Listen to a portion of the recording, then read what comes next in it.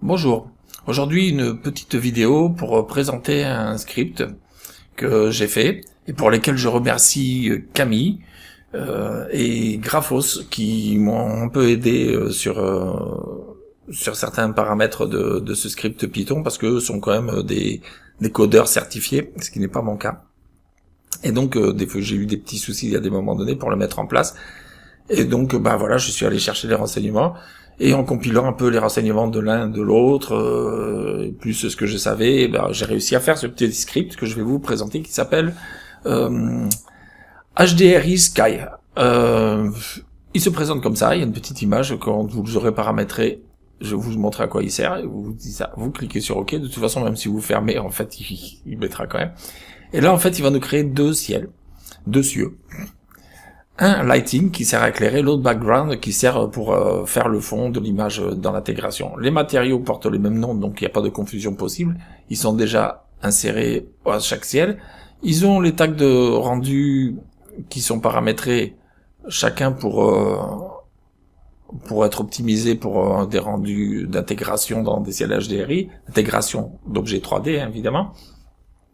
Et donc on va juste prendre un exemple pour vous montrer comment ça fonctionne.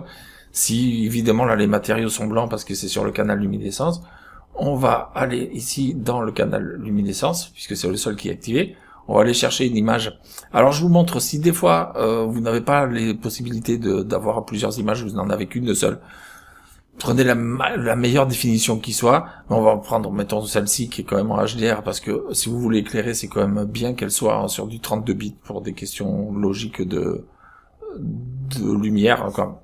Donc voilà, et donc là ici on a une image qui est relativement nette, et c'est pas ce qu'il nous faut dans un ciel pour éclairer. Donc si c'est votre cas, que vous avez une seule image HDRI que vous avez téléchargée, vous n'avez pas téléchargé un pack où il y a plusieurs versions de la même image, il faudra ici monter sur le flou, de façon à flouter un peu dans cet esprit-là, aux alentours de 35%, peut-être l'échelle du flou décalée aussi un peu comme ça, enfin arriver à avoir une image relativement floue, parce que le ciel, la partie qui éclaire, n'est pas destinée à faire des réflexions. C'est-à-dire qu'en fait, la lumière elle doit être diffuse là, elle va arriver aussi par le côté vert du gazon, elle va arriver aussi par le ciel, elle va pas arriver que par ce point-là.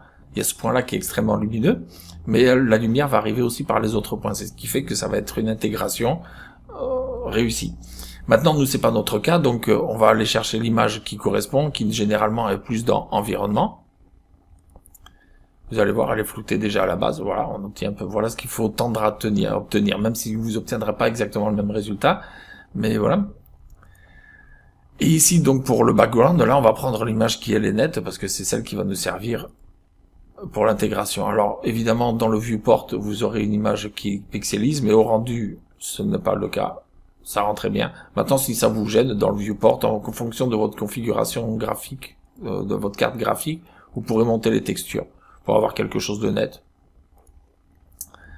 et que ça fonctionne très bien. Donc on va faire un petit essai pour voir comment l'intégration se fait à partir de là. On va créer un sol, par exemple. On peut j'aurais aussi bien pu mettre un plan, mais le sol comme ça il est infini et puis ça pose pas de soucis. Le sol, on va pas mettre de matériaux dessus, ça c'est pour ceux qui ont les versions à partir de la R15. Hein. Pour les autres, je vais expliquer comment on peut faire, mais voilà. Donc pas de texture dessus, on fait une sphère qu'on va mettre ici au niveau 0, non on va déjà avant la rétrécir un peu, hop, faire un peu plus petite quand même, voilà par exemple, et qu'on va mettre ici au niveau 0, voilà, comme ça elle se positionne juste sur le sol. On va créer un matériau, ça par contre c'est pas fait hein, dans le script, mais ça c'est en fonction de votre modélisation, de ce que vous aurez comme modélisation. On va rajouter une réflexion pour pouvoir voir quelque chose dedans. Voilà, pas trop, mais bon, un peu quand même. On va mettre légèrement de rugosité, voilà, comme ça.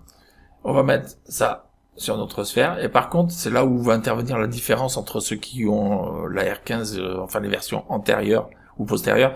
Pour ceux qui ont les versions antérieures à la R15, c'est-à-dire R14, R13 ou moins, il faudra avant que vous sortiez une image de votre fond, un rendu, que vous vous en serviez après de cette image dans un arrière-plan que vous trouverez ici.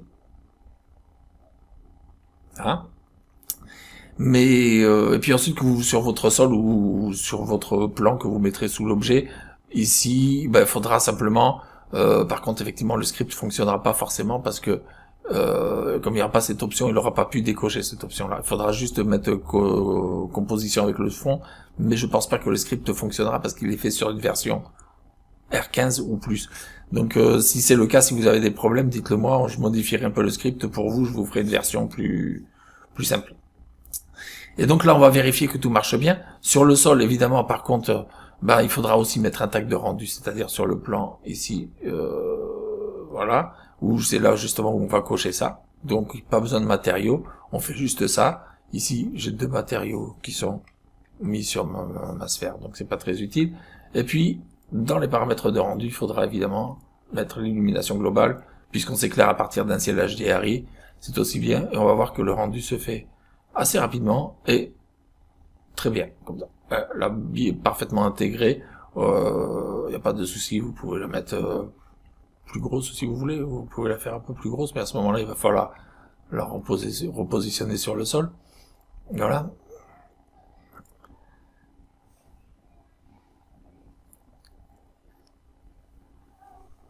Voilà, donc le script, en fait, à quoi il sert? Il sert à faciliter les choses, c'est-à-dire plutôt que de faire un ciel, mettre un nom, un matériau dessus, un tag de rendu qu'il faut paramétrer, mettre un deuxième ciel, un deuxième nom éventuellement, un autre matériau dessus, plus un autre tag de rendu, etc. Là, en un seul clic, ça vous fait déjà, ça vous limite 6 opérations en une seule fois.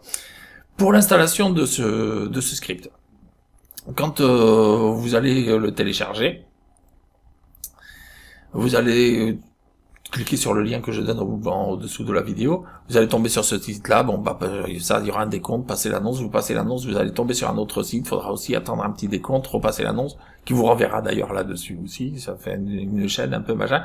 Suite à ça, vous irez sur mon dossier Dropbox, donc il n'y a pas d'aperçu puisque c'est un fichier compressé, vous téléchargerez, et donc le fichier compressé, quand vous l'aurez récupéré sur votre ordinateur, vous aurez ceci. Vous aurez donc ici une image qu'on peut afficher, voilà. Vous aurez donc une image qui sert pour le petit logo ici, et puis le fichier Python. Ces 2 dossiers-là, vous ferez comme ça, vous prendrez ici, dans Édition, Préférences générales, ici, Ouvrir, donc je répète, Édition, je reprends, parce que je suis allé un peu vite, Édition, tout en bas d'édition, préférences générales, vous allez ouvrir cette fenêtre-là, tout en bas ici, là vous avez un petit onglet ouvrir les préférences, vous allez aller donc dans votre dossier roaming de Maxon, vous allez aller dans librairie, dans script, et dans ce script-là, vous allez choper votre dossier, qui est donc celui-ci, voilà, vous allez copier les 2 fichiers dans ce dossier-là, vous allez refermer. Il faudra sûrement réouvrir au Cinema 4D, ou je sais pas, vous l'aurez dans la foulée ici des outils en haut, moi la fenêtre est rétrécie pour des questions de mise en place de mon bureau. Vous aurez fenêtre, vous irez dans fenêtre, script ici, script personnalisé, vous le retrouverez ici, il suffira juste de cliquer dessus pour qu'il vous demande, et boum, qu'il vous en mette 2 autres. Mais bon, c'est pas forcément très utile ici dans mon cas. Après, pour le mettre ici dans les barres outils, donc ce sera pareil, vous irez sur fenêtre, interface, modifier les palettes. Ici, il suffira de taper HDRI. Vous aurez la palette qui est votre script qui sera ici. Il suffira donc de le prendre, de le glisser, de le mettre où vous voulez. Là, double-clic si vous vous plantez. Moi, ça va être le cas parce que je l'ai déjà. Et voilà, ensuite, à la prochaine ouverture de Cinema 4D, si vous enregistrez votre configuration, fenêtre, interface, enregistrez la configuration vous mettrez un nom ou comme l'interface par défaut, comme vous voulez. Et comme ça, vous le retrouverez la prochaine fois directement dans votre Cinema 4D quand vous ouvrirez votre scène. Voilà. Donc sur ce, je vous souhaite de bons rendus, de bonnes intégrations 3D, facilitées. Je vous remercie de m'avoir suivi. Et puis si vous avez des problèmes, n'hésitez pas à commenter. Et puis laissez vos commentaires, savoir si ça fonctionne bien chez vous, si vous en êtes content ou quoi, participez. Un petit pouce bleu, c'est pas mal non plus. Et puis pensez à vous abonner si vous n'êtes pas encore, si vous voulez être informé des prochaines vidéos. Je vous remercie beaucoup de m'avoir suivi. À très bientôt. À très bientôt.